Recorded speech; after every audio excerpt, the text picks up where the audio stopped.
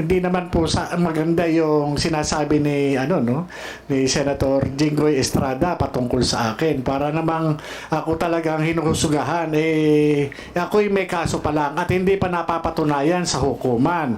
Hindi kagaya po ang ating butihing senador na-convict na po. Ay, wag naman po. Alam mo, Mr. Morales, alam mo, Mr. Morales, Senator Jinggoy, please. huwag mong pakikalaman yung kaso ko. Problema ko yun. Yung kaso mo ang ayusin mo. Your Honor, ang kaso ko po, Your Honor, hinaharap ko naman po. Please, at ako hindi po order. Please, silence. Una, Mr. Morales, please do not question Senator Jinggoy dahil trabaho niya yan bilang senador at vice chairman ng committee na magtatanong sa iyo. Pero kung sinasabi mo na nasaktan ka dahil ikaw akusado ka pa lang, siya konbiktado na, tapos pinapalabas na masama ka, well, that's your opinion. Please, kasi insulting yan on the part of this committee. Hindi lang sa person ni Senator Jinggoy, pati ako as chairman, para bang harap-harapan, pinapahiya mo yung committee. Ako, I'm just advising you. Hindi ako galit sa'yo, just giving you a piece of advice.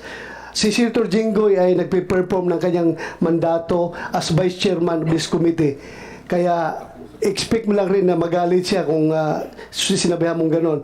And we expect also na yung opinion mo na ganon. Pero sana huwag tayo humantong sa personalan dito, ha. Mawawala tayo sa ating objective. Okay? Yes, Sir Honor.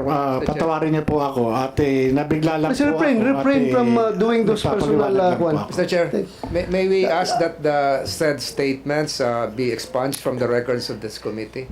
So, any objection? Hearing none. Kumsek, as ordered by the chair, you expunge those statements from the record of these proceedings. So ordered. You want to say something, Senator Jinggoy? Are we done with the si Mr. Santiago and Mr. Enriquez? Before I proceed with the question. Ganito, siya muna, tapos pagbigyan ko itong pangalawa, kasi silang dalawa nakikita sa video, then afterwards sa kanilang dalawa, itong nasa kabilang linya. Sige. Kung okay lang.